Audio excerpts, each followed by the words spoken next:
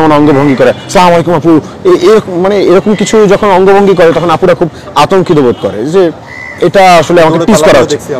Exactly, আমিও দেখেছি দৌড়ে পালাচ্ছে আপুরা। আপনি আমার নিরাপত্তা হুমকির মধ্যে ফেলে উল্টা আবার হচ্ছে অন্য কলেজের শিক্ষার্থীদের দিয়ে অযৌক্তিকভাবে হচ্ছে মামলা দেওয়াচ্ছেন, অযৌক্তিকভাবে হচ্ছে হ্যারাস করাচ্ছেন, মব তৈরি করছেন। এটা তো ভয়ঙ্কর। সো আপনার এটা তো বোঝাই যায় যে তারা আসলে যদি কখনো এরকম ডাকসু কেন্দ্রিক বা ঢাকা বিশ্ববিদ্যালয়ের কোনো দায়িত্বে আসে তাহলে হচ্ছে প্রত্যেকটা শিক্ষার্থী অনিরাপত্তায় ভুগবে। তারা শুধু তাদের দলীয় এজেন্ডা বাস্তবায়ন করবে। এটা আসলে অ্যালার্মিং আমরা মনে করছি, এবং ঢাকা বিশ্ববিদ্যালয়ে যাদের সাথে কথা বলছি প্রত্যেকে একই কথা বলছে। ঢাকা কলেজের শিক্ষার্থীর নাম আমি একবার বলেছি, ওখানে বলেছি ওই ছেলে যে হচ্ছে এখানে আসে, সে এটার জন্য হচ্ছে আপনারা দায় নিতে পারেন। আপনারা ঢাকা কলেজের যারা শিক্ষার্থী আছেন তারা অবশ্যই, এটা তো আমাদের যতটুকু ক্ষতি হচ্ছে আপনারও তো ক্ষতি হচ্ছে। সে রোকেয়া হলের কথা বলে যেমনটা হচ্ছে আমাদের সুনাম নষ্ট করেছে, ঢাকা কলেজের কথা বলে তো ঢাকা কলেজের সুনাম নষ্ট করেছে। আপনারা তাকে কেন ধরলেন না? হ্যাঁ, এবং কেন ছাত্রদল যে এটা হচ্ছে মানে এটার যে মদত দিচ্ছে, যারা ফুয়েলিং করছে তাদের কেন হচ্ছে আপনারা ধরলেন না? এই প্রশ্ন তো আমাদের ঢাকা কলেজের শিক্ষার্থী ভাই বোনদের প্রতি হচ্ছে আমাদের, মানে ভাইদের প্রতি আমাদের থাকলো যে আপনারা আসলে আমাদেরকে কিভাবে সহযোগিতা করবেন। আমরা তো আপনাদের কাছে সহযোগিতা প্রত্যাশী। যারা এখানে নিয়ে আসছে তারা আরো বড় হুমকি শুরু, যে এটা তাদের দেউলিয়াত্ব, যে হচ্ছে ক্যাম্পাসে তাদের ওই অবস্থানটা নাই, বা তাদের ওই স্ট্র্যাটেজি নাই, বা তাদের ওই মানে ওই রিসোর্সটা নাই, যার কারণে হচ্ছে তাদেরকে বাইরে থেকে লোক ভাড়া করে নিয়ে আসতে হচ্ছে। এবং সাথে করে দেখেন, আমরা যারা স্টুডেন্ট আমরা চাইলে কিন্তু দলবল নিয়ে যেতে পারি, কিন্তু দেখেন দলবল নিয়ে কেন যাচ্ছি না?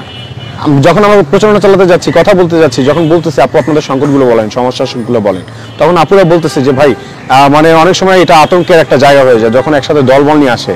ঠিক আছে, এটা যে টিজ করার মতো একটা ব্যাপার পুরো ফিল করে, হ্যাঁ, যে সালাম দিচ্ছে সে হয়তো একটা জেন্টাল অ্যাপ্রোচ করার চেষ্টা করেছে, এটা তার ফল্ট হতে পারে, ওকে, ইটস ওকে। কিন্তু দেখা যায় যে যেহেতু আপুরা ভয় পাচ্ছে, তো আমাদের উচিত ব্যাপারটার সাথে মানে সহনশীল হওয়া এবং ব্যাপারটা অনুধাবন করে এটা বিকল্প কি অ্যাপ্রোচে যাওয়া যায় সেটা নিয়ে আমাদের কাজ করা।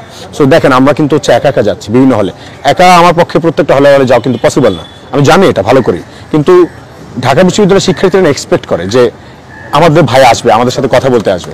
কিন্তু ডাকসু এজিএস হই বা না হই, চেষ্টা থাকবে যে যতগুলো হল আছে, যতগুলো রুম আছে, প্রত্যেকটা হলে একা হলেও যাব, চেষ্টা করছি যতটুকু পারা যায়। এবং এটা যে একটা ক্রাইম, এটাই সবচেয়ে বড় বিষয়। এবং ক্রাইমকে যারা উৎসাহিত করছে, ক্রিমিনালদেরকে, সেটা আরও জঘন্য কাজ। এবং তাদেরকে যারা সমর্থন করছে কোনো দায় নিয়ে সরি না বলে, দায় না নিয়ে সরি না বলে, এবং বিকল্প পথে হাঁটার মানে কৌশল অবলম্বন না করে তারা যেই কাজগুলো করছে, মানে ঢাকা কলেজ থেকে ধরেন ছাত্রদল দিয়ে মামলা দেওয়া, এগুলো আসলে জঘন্য কাজ। এবং আমরা মনে করি যে ঢাকা বিশ্ববিদ্যালয়ের প্রত্যেকটা শিক্ষার্থী এখানে অনিরাপদ। এবং তারা এখন ঢাকা বিশ্ববিদ্যালয় মানে সারা বাংলাদেশের মানুষ কিন্তু তাদেরকে দেখছে, ঢাকা বিশ্ববিদ্যালয়ের শিক্ষার্থীরা কিন্তু তাদের দেখছে, তারা ঢাকা বিশ্ববিদ্যালয়ের শিক্ষার্থী। ভাই আমিও তো ঢাকা বিশ্ববিদ্যালয়ের শিক্ষার্থী, একজন প্রার্থী হওয়ার আগে আমি তো একজন ভোটার, তাই না? সো আমার কাছে যে আপনি ভোট চাইতে আসবেন, আপনাকে তো বলতে হবে আপনি আমার নিরাপত্তা নিশ্চিত করবেন।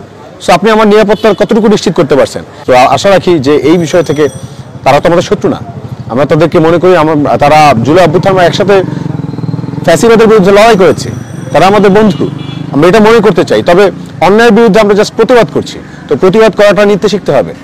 যেটা যৌক্তিক সেটাকে যৌক্তিকতার দিয়ে হচ্ছে গ্রহণ করতে হবে, এবং যেটা অযৌক্তিক যদি মনে হয় সে যৌক্তিক তাহলে হচ্ছে সেটা যুক্তির মাধ্যমে হচ্ছে খণ্ডন করতে হবে। আর যদি না পাই, এরকম মপ তো করা যাবে না। অন্য কলেজের শিক্ষার্থীদের মপ করাচ্ছি, যদি অথচ ওই শিক্ষার্থীদের কনসার্নের বিষয় না এটা, তাই না? তিনি হচ্ছে তার ফেসবুকে লিখেছে ক্রস ফায়ার দেওয়াকে জায়েজ হিসেবে যেভাবে পোস্টটা দিয়েছেন, এটা তো ভয়ঙ্কর না, অ্যালার্মিং। ক্রস ফায়ারকে, গণহত্যাকে কিভাবে আপনারা সমর্থন করছেন? ঠিক আছে, ওকে। এখন ঢাকা বিশ্ববিদ্যালয়ের যিনি ডাকসু প্রার্থিতা করছেন তার আচরণ তো, বা এরকম একজন ব্যক্তিত্ব এই গণহত্যাকে বা ক্রস ফায়ারকে, বিচার বহির্ভূত খুন গুম হত্যাকে কোনোভাবে প্রমোট করতে পারে না। যারা এটা প্রমোট করছে তাদেরকে কিভাবে হচ্ছে ডাকসুতে এখন পর্যন্ত হচ্ছে আপনার নির্বাচন করতে দিচ্ছে বা প্রচারণা চালাতে দিচ্ছে প্রশাসন? এটা তো আমাদের প্রশ্ন দাঁড়ায়। এবং হচ্ছে আমরা তো স্পষ্টই দেখেছি যে আপনার যে শাপলার যে গণহত্যা, সেটাতে আমরা দেখেছি যে এই যে মেঘবনলার যারা আছেন, তারপর ছিমিয়ারা যারা আছেন, এরা তো মেঘবনলার স্পষ্ট ফেসবুকে আমরা পোস্টেই দেখেছি যে তারা উল্লাস করেছে, তাদের যে দগদগে উল্লাস সেটা তো আমরা দেখেছি। সো এটা তো অ্যালার্মিং যে বিচার বহির্ভূত খুন গুম হত্যা, এটাকে হচ্ছে যারা জায়েজ করতে চাচ্ছে, আমাদের অবস্থান তো সবসময় তাদের বিপক্ষে থাকবে। একজন যৌক্তিক বা বিবেকবোধ সম্পন্ন মানুষ ঢাকা বিশ্ববিদ্যালয়ের একটা শিক্ষার্থী তো এটাকে কোনোভাবে সাপোর্ট করতে পারছে না। বিচার বহির্ভূত গুম, খুন, হত্যা, এই গুম খুন হত্যা তো আমরা চাই না। সো সেই জন্য আমাদের বলবেন কিনা লাল সন্ত্রাস এটা আমাদের কনসার্নের বিষয় না। সেটা ঠিক তো আছে, মেঘবুল্লার বসুই এটা তার ব্যাপারে, এটা নিয়ে এখন কোনো কথা নেই। আপনারা যেটা মানে ফোকাস থাকেন।